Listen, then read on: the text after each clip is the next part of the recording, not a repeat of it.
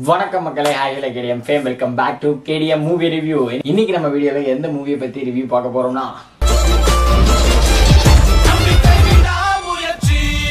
படத்தோட ஸ்டோரி பார்த்தோம்னா வந்துட்டு அஜித்தும் திரிஷாவும் இந்த மாதிரி கொஞ்சம் செட் ஆகாம திரிஷா டைவர்ஸ்க்கு அப்ளை பண்ணிடுறாங்க. அதுல வந்துட்டு ஃபைனலா நம்ம ஒரு ட்ரிப் நான் வந்து கூட்டிட்டு போறேன் அப்படின்னு சொல்லி திரிஷாவை கூட்டிட்டு போறாங்க. கூட்டிட்டு போறப்பதான் வந்துட்டு வண்டி பிரேக் டவுன் ஆகி திரிஷா வந்து கடத்தப்பட போடுறாங்க. அடுத்து திரிஷாவை வந்து காப்பாத்தினாரா இல்லையா, இதுதான் வந்து பேலன்ஸ் ஸ்டோரி படம் ஃபுல்லா. படத்தோட ஃபர்ஸ்ட் ஒரு 45 மினிட்ஸ்க்குள்ளேயே வந்துட்டு திரிஷாவை கடத்திடுறாங்க.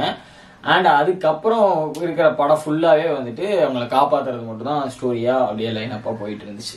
எப்படிலாம் விடாம முயற்சி பண்ணி எப்படி ட்ரை பண்றாரு அப்படிங்கறது தான் இதோட ஸ்டோரி.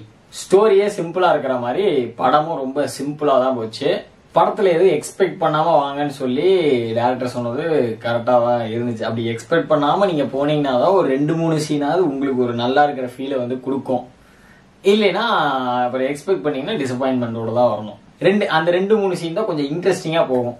அதனாலதான் மேபி அப்படி சொல்லியிருப்பாரு போல.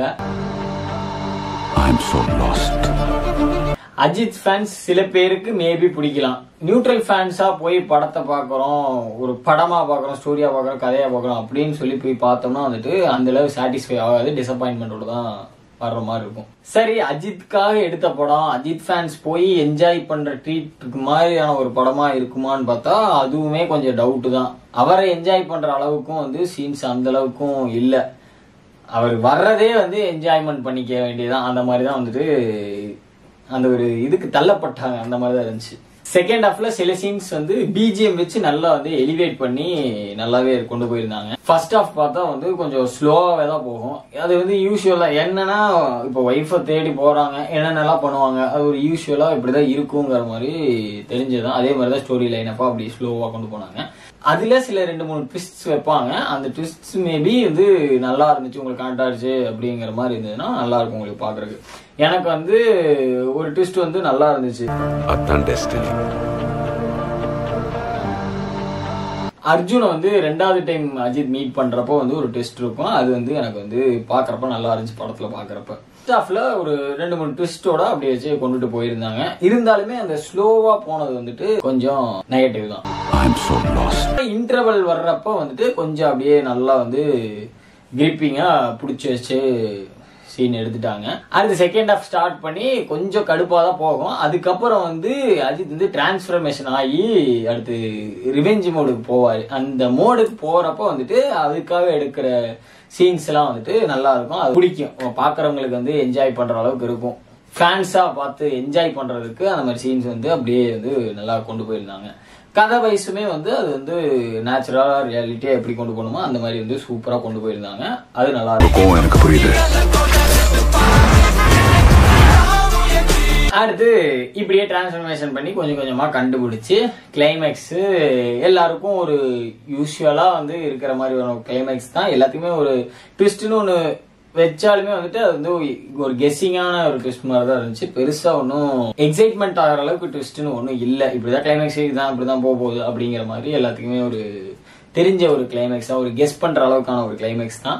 ஆனா அதே மாதிரி கிளைமேக்ஸ்ல ஒரு சாங் வருது. எனக்கு வந்து சாங் வந்து இந்த டிரான்ஸ்பர்மேஷன் வர்றப்ப அந்த சாங் வந்து இருந்துச்சுன்னா ஒரு மாதிரி வந்துட்டு நல்லா இன்னும் சூப்பரா எலிவேட் ஆயிருக்கும். அண்ட் இதுல வந்துட்டு படத்துல வந்துட்டு அவர் ஒத்தையாலே தனியாவே இருந்துதான் வந்து போராடி வந்திருப்பாரு. யாரோட ஹெல்ப்புமே இல்லாம அவரே ஒவ்வொரு இடத்துலயும் அப்படிங்கிற மாதிரிதான் வந்திருப்பாரு. அது வந்து அந்த விடாமுயற்சி, அந்த ட்ரை பண்ணி இப்படின்னு கஷ்டப்பட்டு வர்றதுக்கு மேட்ச் ஆகலாம். பட் வந்து இந்த டிரான்ஸ்பர்மேஷன் வந்தப்ப அந்த சாங்கை வச்சிருந்தா இன்னும் கொஞ்சம் எலிவேட் ஆகி இன்னும் கொஞ்சம் சூப்பரா இருந்திருக்குமோ என்னமோ, எனக்கு அது ஒரு ஃபீல்.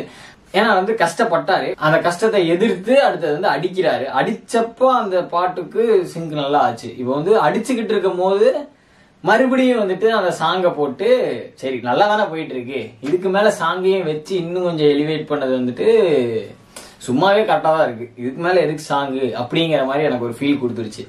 இன்னும் கொஞ்சம் மேபி அந்த மாதிரி நல்லா ஹைப் கொடுத்து ஏத்திட்டு மறுபடியும் கொஞ்சம் இறக்கி மறுபடியும் ஒரு பிரச்சனை வருது, என்ன பண்றதுன்னே தெரியாத அளவுக்கு ரொம்ப கஷ்டப்பட்டுட்டு இருக்காரு, அப்பயும் அவர் அங்கிருந்து எந்திரிச்சு வர்றாரு அப்படிங்கிற மாதிரி ஒரு சீன் அங்க வச்சு அப்படி ஒரு பாட்டை வச்சிருந்தாங்கன்னா மேபி இன்னும் கொஞ்சம் வந்து நல்லா எலிவேட் ஆயிருக்கும் அந்த சாங். இந்த சாங் வந்து இந்த இடத்துல வந்து இப்ப தேவையில்லாத ஒரு சாங் மாதிரிங்கிற மாதிரி ஒரு ஃபீல் வந்து எனக்கு கொடுத்துருச்சு. படத்துல பாசிட்டிவ்ஸ் பார்த்தோம்னா விஷுவல்ஸ் வந்து அப்படியே பயங்கரமா நல்லா நமக்கு பாக்குறதுக்கே சூப்பரா இருக்கும். நம்ம ஒவ்வொரு ஃப்ரேம்ஸ் ஒவ்வொரு சீனையுமே வந்து அப்படி நல்லா நமக்கு வந்து ஒரு ரசிக்கிற அளவுக்கு ஃபீல் கொடுக்குற அளவுக்கு இருக்கும். ஸ்டோரி வைஸ் இல்ல, விஷுவல்ஸ் வைஸ் அதை மட்டுமே நோட் பண்ணி அப்படி பார்த்தோம்னா வந்துட்டு அப்படி ஒரு ஃபீல் குட்டா ஒரு மாதிரி நல்லா இருந்துச்சு. அதே மாதிரி தலையை காட்டின விதம், தலைக்கு கொடுத்த லுக்ஸ், அதெல்லாம் வந்து உண்மையாலுமே வந்து ஒரு ரசிக்கிற மாதிரி அந்த ஃபேன்ஸ் போய் என்ஜாய் பண்ற மூமெண்ட்ஸ்னா இதெல்லாம் தான். அங்க போய் வந்து அது ஒரு மாதிரி நல்லா இருந்துச்சு. எல்லா லுக்ஸுமே நல்லா இருந்துச்சு காமிச்சது எல்லாமே. அதே மாதிரி எல்லாத்துக்குமே கொடுத்த லுக்ஸ் எல்லாமே வந்துட்டு டிஃப்ரெண்டா இருந்துச்சு, நல்லா இருந்துச்சு. டிஃப்ரெண்டா இருந்தாலும் நல்லா இருந்துச்சு. செகண்ட் ஹாஃப்ல பார்த்தோம்னா ரெஜினாக்கு வந்து ஒரு மைண்ட் கேம் விளையாடுவாங்க எல்லாத்துக்கூடயும். அந்த மைண்ட் கேம் வச்சு ஒரு சுத்த விடுறது வந்து ஒரு மாதிரி நல்லா இருந்துச்சு சீன் பாக்குறதுக்கு. அண்ட் அதே மாதிரி பார்த்தோம்னா தலை டிரான்ஸ்பர்மேஷனுக்கு அப்புறம் வந்துட்டு ஒரு காருக்குள்ள ஃபைட் சீக்வன்ஸ் இருக்கும். அந்த ஃபைட் சீக்வன்ஸ் வந்து உண்மையாலுமே வந்து உள்ள ஒரு ஃபைட்டிங் பண்ணிக்கிற மாதிரி ஒரு சீன் இருக்கும். அது உண்மையாலுமே நல்லா இருந்துச்சு பாக்குறதுக்கு. இந்த ரீசன்ஸ் எல்லாம் வச்சு படம் பாக்குறதுனா பார்க்கலாம்.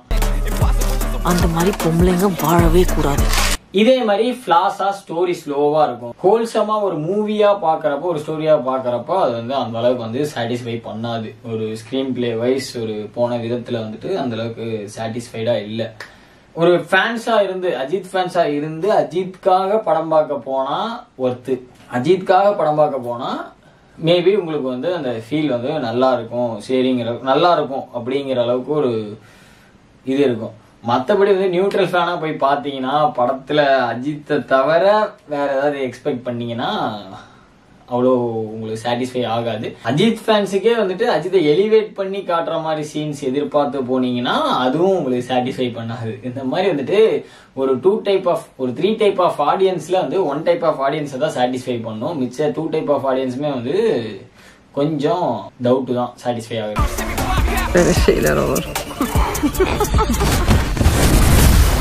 படத்துல ஒரே ஒரு பாசிட்டிவ்னா அஜித் இருக்கிறது. அஜித்காக படம் ஓடும் அப்படின்னுங்கிற வகையில் மட்டும்தான் வந்து படம் வந்து ஓடும். மற்றபடி ஸ்டோரி வைஸோ ஸ்கிரீன் பிளே வைஸோ படம் வைஸோ வந்துட்டு மிச்சம் நிறைய பாசிட்டிவ் சொன்னேன். இந்த விஷுவல்ஸ் தலைகண்ணது இதெல்லாம் ஓகே. பட் வந்து ஸ்டோரி வைஸோ படம் ஹோல்சம்மா வைஸோ வந்துட்டு அந்த அளவுக்கு சாட்டிஸ்ஃபை இல்லை ஒரு நியூட்ரல் ஃபேனா பாக்குறப்போ. ஹாலிவுட் ரேஞ்சுன்னு சொல்றாங்க. ஹாலிவுட் ரேஞ்சில் எல்லாத்தையுமே வந்து சாட்டிஸ்ஃபை ஆயிடுச்சு. பட் வந்து ஸ்டோரி லைன் அப்புங்கிறது வந்துட்டு ரொம்ப டிராகியா இழுத்த மாதிரி வந்து ஒரு ஃபீல் கொடுத்துருச்சு. அங்க எல்லாமே வந்துட்டு ஹாலிவுட் வைஸ்னா வந்துட்டு மேக்சிமம் மோஸ்ட்லி வந்துட்டு 1.5 ஹவர்ஸ்ல வந்து படத்தை வந்து முடிச்சிருவாங்க. கதையை மட்டுமே வச்சு கதைக்கு என்ன வேணுமோ அதை வச்சு. இங்க வந்து கதைக்கு தேவையானதா இருந்துச்சு படத்துல. பட் வந்து இது இவ்வளவு டிராகியா இருந்தப்போ வந்துட்டு அதை மிஸ் பண்ணிருச்சோ அப்படிங்கிற மாதிரி தான் ஒரு ஃபீல். மற்றபடி எடுத்த விதம், ஆக்டிங் வைஸ், ஒரு ரியாலிட்டியா ஒரு ஸ்டோரி கொண்டு போய் எல்லா வயசுமே வந்துட்டு அந்த ரேஞ்சுக்கு இருந்துச்சு. விஷுவல்ஸ் வைஸ் எல்லாமே அதுல சாட்டிஸ்ஃபை பண்ணிட்டாங்க. ஏன்னா வந்து தமிழ் பீப்புள்ஸ் அந்த அளவு அதிகமா இல்லை.